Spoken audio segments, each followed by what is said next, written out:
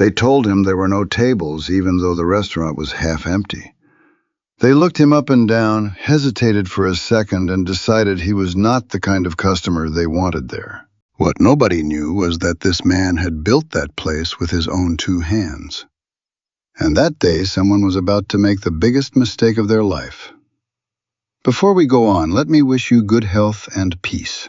Tell me, what state are you watching this from, and what time is it where you are? Chicago was waking up slowly that spring morning. And in the Lincoln Park neighborhood, where the streets always felt a little more polished than the rest of the city, Sullivan's Table was opening its doors just like it had done for years. From the outside, the restaurant gave off a warm, familiar feeling. Spotless windows, dark wood trim, and the gentle smell of fresh-baked bread drifting out to the sidewalk. For most people, it was simply a great place to eat. For Daniel Sullivan, at 40-something years old, it meant much more than that.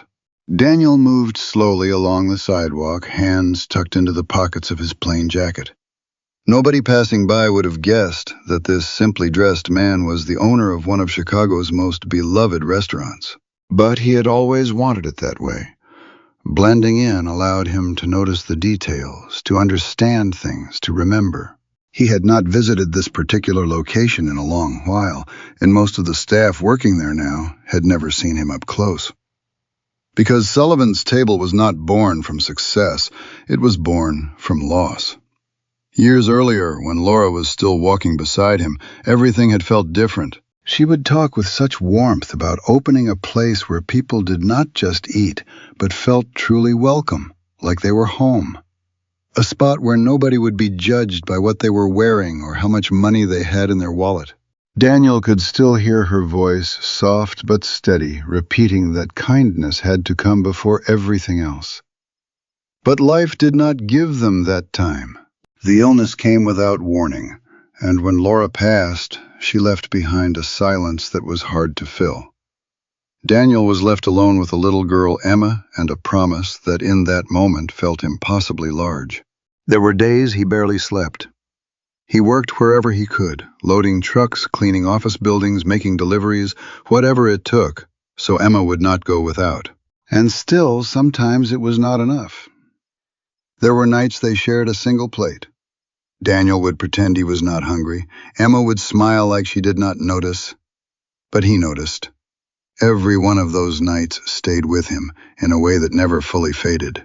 Maybe that is why, when he finally managed to open that small diner on a forgotten corner of the South Side, his first thought was not money. He thought of Laura. He thought of Emma. He thought of everyone who had ever felt like they did not belong somewhere.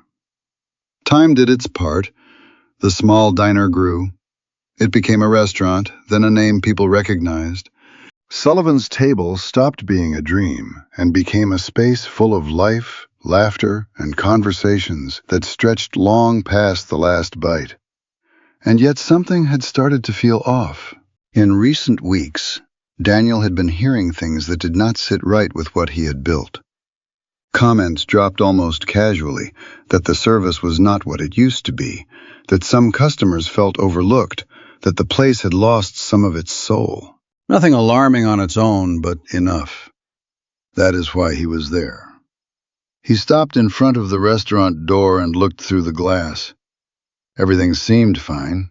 Tables filled, servers moving with purpose, the steady hum of conversation. On the surface, nothing out of place. But Daniel knew that what mattered most was rarely visible on the surface. He pushed the door open gently and stepped inside. The sounds of the dining room wrapped around him instantly. Silverware clinking, voices layering over each other, the back-and-forth rhythm of the floor staff. For a moment he stood still, letting his eyes move through the room without rushing. He was not looking for obvious mistakes. He was looking for something harder to name. He was looking for what was no longer there. A few feet away, the hostess looked up. Her eyes met Daniel's for just a second, long enough to form a first impression. And in that instant, without realizing it, she made a decision. Daniel took one step forward, calm, unhurried. He had not come there to force anything. He only wanted to see. But that morning, without anyone knowing it yet, Sullivan's table was about to show him a truth that had been hidden for far too long. Daniel moved a few steps deeper into the restaurant, keeping the same steady pace he had walked in with.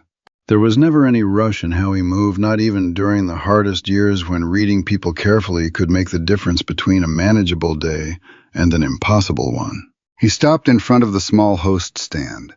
The hostess, a young woman in a neat uniform, looked up with a practiced smile. "Table for one?" asked Ashley. Daniel gave a small nod. "If possible."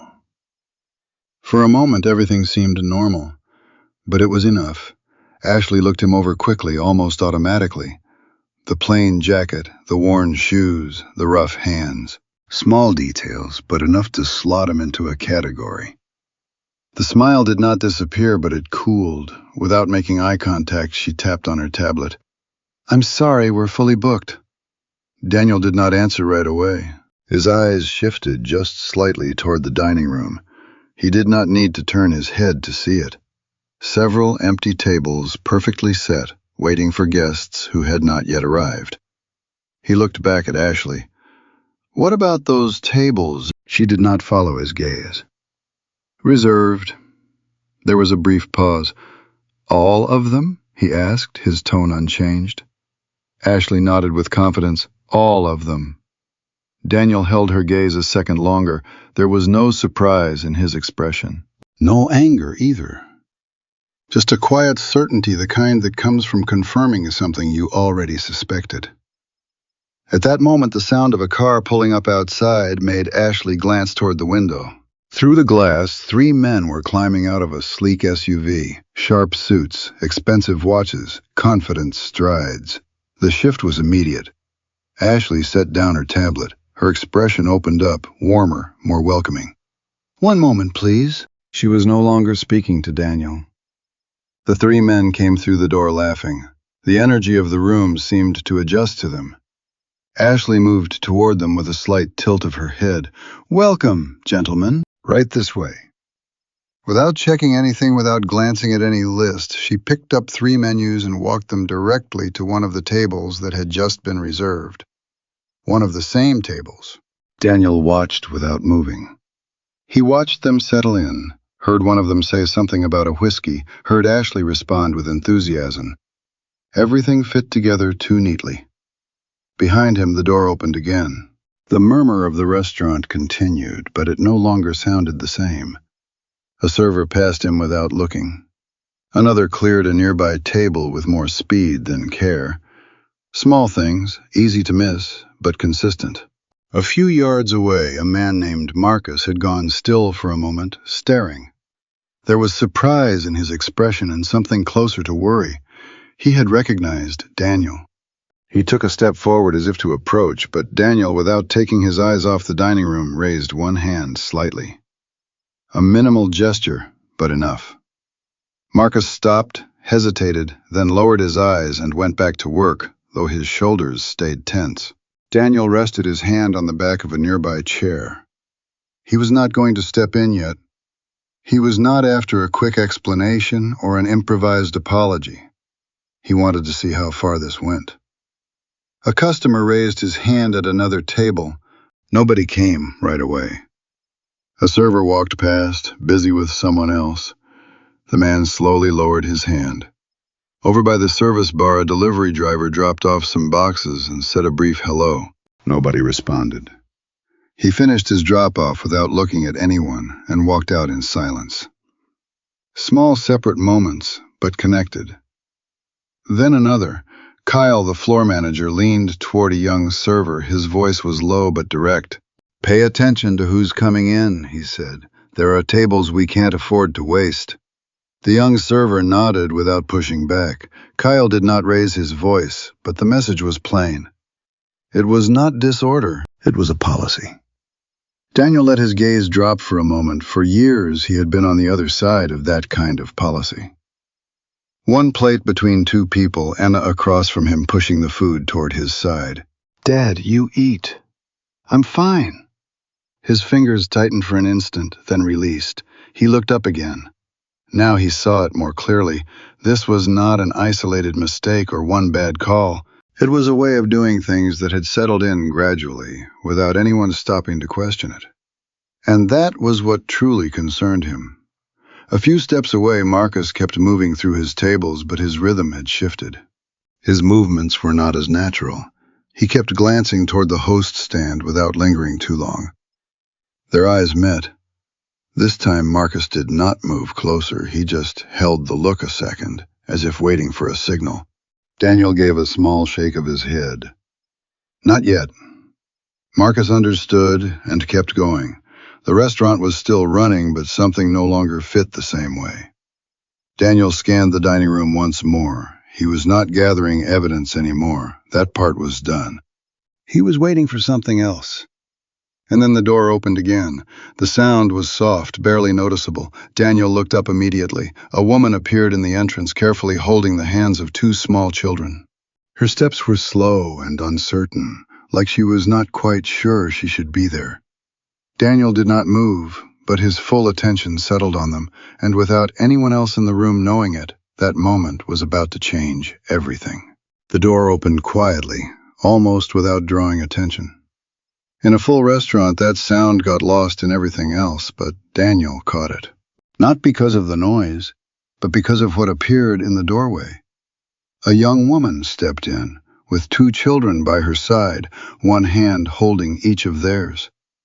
Her face was tired, her shoulders curved forward just slightly. She did not walk like someone simply looking for a table. She was hesitating. She measured every step before she took it. Jennifer paused near the entrance as if she needed a moment to gather herself. The children stood close to her quietly. The younger one looked around with wide, curious eyes. The older one kept hold of his mother's hand without letting go. Daniel felt something pull tight inside him. He knew that look. He had seen it before from the inside out. Jennifer walked to the host stand and lowered her head just slightly. "Excuse me," her voice barely carried. "Could we sit near the window?" Ashley did not look up right away. Her fingers kept moving across the tablet screen. "No," she said, "that section is reserved." The answer came fast, automatic. Jennifer nodded as if it did not surprise her. Her eyes drifted toward the dining room. The window tables were still empty, lit by the soft midday light coming through the glass. She did not point to them. She did not need to. "I understand," she murmured. The moment passed almost unnoticed to everyone else, but not to Daniel. Jennifer hesitated a second longer. Her fingers pressed gently around the children's hands before she spoke again. "Would it be all right if they shared a plate?" The question hung in the air between them. This time, Ashley looked up. She glanced at the children for a moment. There was no sharpness in her expression, but there was no warmth either. "That's not something we allow." A short sentence, too clean, too easy, and false. Daniel knew it because he had made it clear years ago that no one at Sullivan's table should ever be turned away for something like that. His jaw tightened, just barely. Jennifer looked down. She did not push further.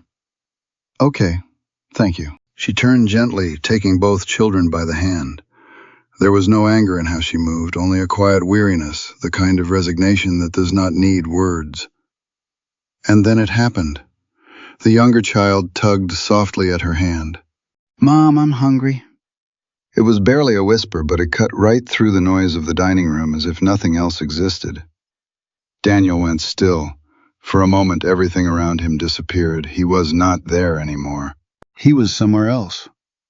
Another table, another time. Emma sitting across from him, sliding the plate toward his side. "Dad, you eat. I'm fine." Daniel closed his eyes, just for a second. When he opened them, the restaurant came back, but something in it had shifted. He breathed in slowly and stepped forward. "Wait." He did not raise his voice, but it landed. Jennifer stopped. Ashley looked up with a flicker of impatience. "Sir, if you're still waiting on a table—" "No," Daniel said calmly. "I'm done waiting on a table." Something in his tone made the air change. Several nearby customers turned. Marcus froze in place, a tray in his hand. Daniel walked to the host stand. He looked at Ashley steadily. No anger in his eyes, only a clarity that left no room for argument. Then he turned slightly toward Jennifer and the children. "Take care of them." The atmosphere shifted. Ashley frowned uncertainly. Before she could speak, Kyle appeared at her side. "Is there a problem here?" Daniel turned to face him. "Yes." Kyle crossed his arms, putting space between them. "And who exactly are you to tell us how to do our jobs?" The murmur around them started going quiet. Marcus closed his eyes for a moment. He already knew. Daniel did not answer right away. He reached into the pocket of his plain jacket, and for the first time since walking through the door, he stopped watching. It was time to act. The noise in the restaurant faded slowly, not all at once, but something in the room made nearby conversations drop away, as if everyone sensed that something was about to break the ordinary rhythm of the afternoon. A server stopped mid-step. A customer left a fork hanging in the air. The sound of a glass touching the table seemed louder than it should have. Daniel held Kyle's gaze. There was no tension in his posture, no rush, no heat, just a still steadiness that was becoming difficult to meet. Kyle tried to hold his ground, but his shoulders were already less sure. "I asked you a question," he pressed. "Who are you?" Daniel did not answer with words. He reached into the pocket of his jacket and pulled out a small metal object. It did not look like much. It barely caught the light from the dining room, but in that growing silence it felt like more than it sounded. He set it on the host stand. The sound was light, but in that quiet space it carried. Kyle looked down almost out of instinct. At first he saw nothing unusual, just a key, until his eyes stopped on the engraving. The logo. Sullivan's. His expression changed, not all at once but slowly, as if he needed time to accept what was in front of him. "No," he said under his breath. Ashley frowned. "What's wrong, Kyle?" He did not answer right away. He kept looking at the key, as if staring at it long enough would make it something else. But it did not change.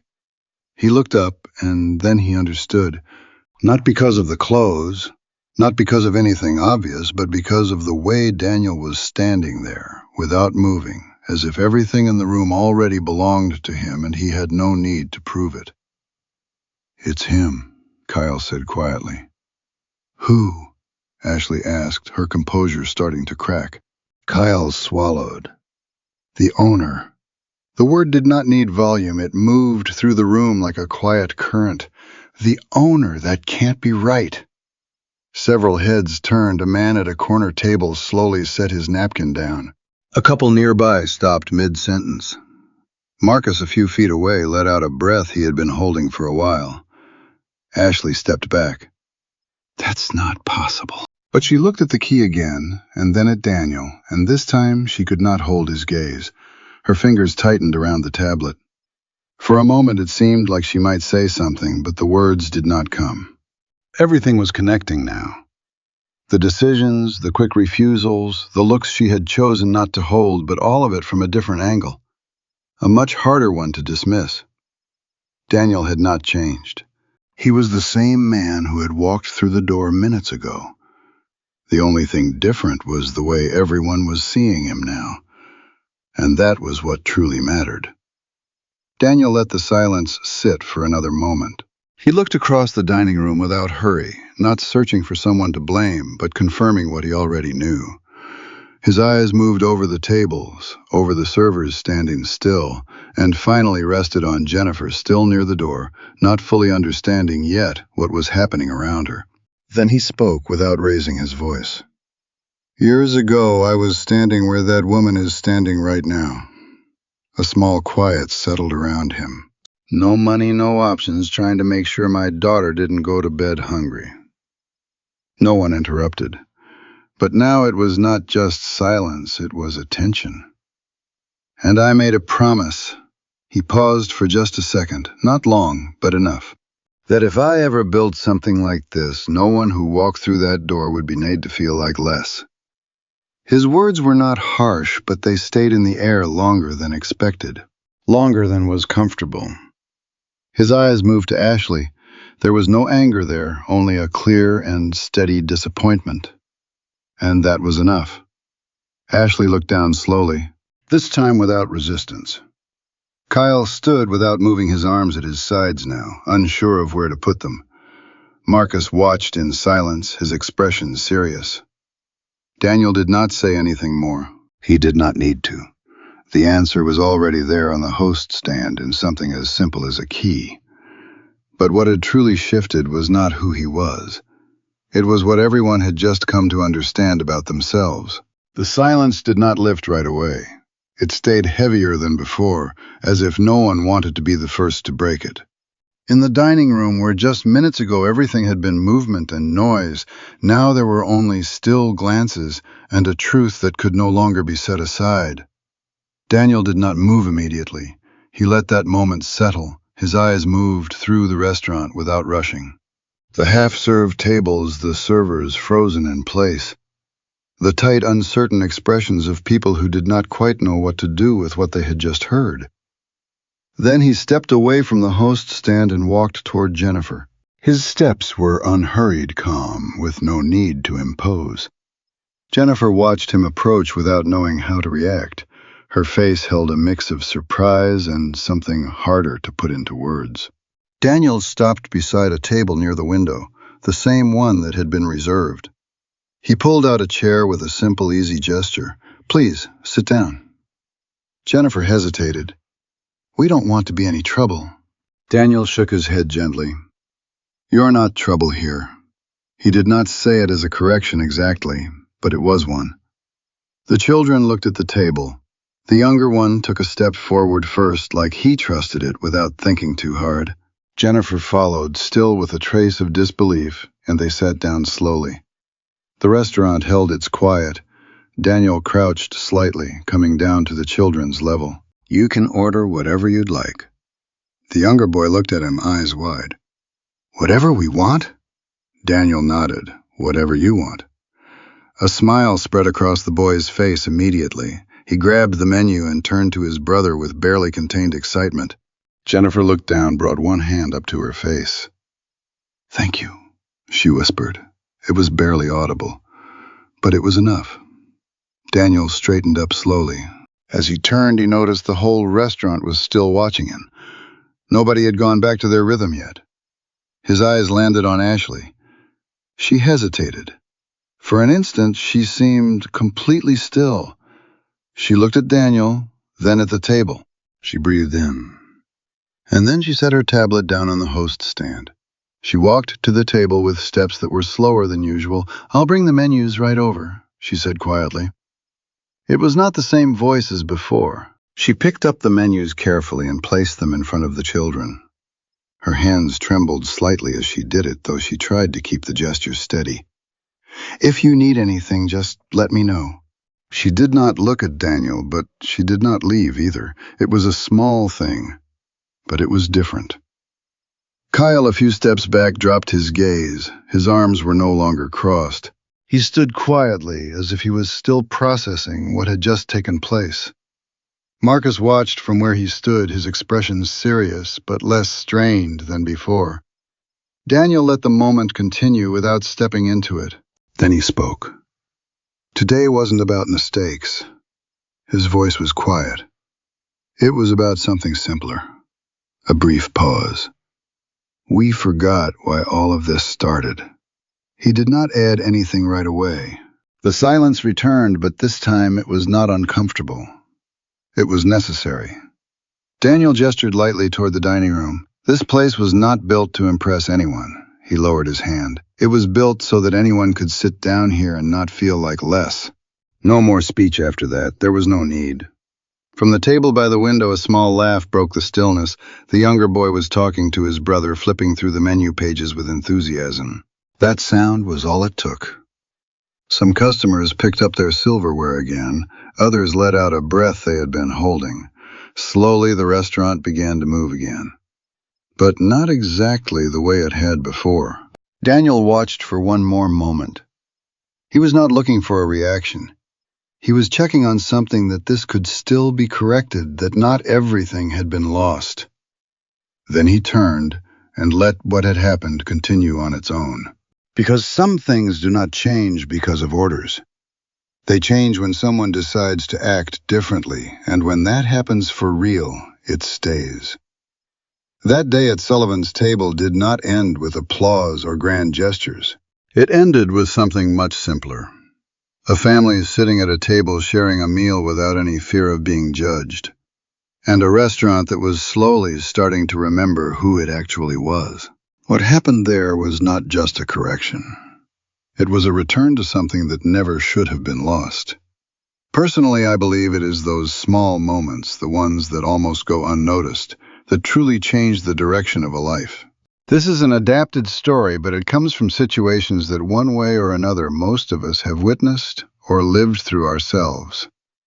If this story moved you, type the number 1 in the comments. And if you think it could be better or you want to share your thoughts, type 0. Your voice is part of this space too. Because in the end, beyond the words, what stays is the lesson. Kindness should not depend on appearance, on how much money someone has, or on how busy we are. Sometimes one simple gesture can change someone's entire day, or even their life. Everyone deserves to be treated with dignity, to have a place where they feel like they belong, a seat where they do not have to justify being there, and maybe the most important thing of all, when someone gives us a chance, they are not only helping us. They are giving us back our confidence in ourselves. As my grandfather used to say, a person is not measured by what they have, but by what they are willing to give. Maybe it is worth slowing down for a moment and thinking about that. About the times we were the ones overlooked, and about the times when we had the chance to do something different. If this story touched your heart, share it with someone who might need it. Or just hold on to the message. Sometimes that is already enough.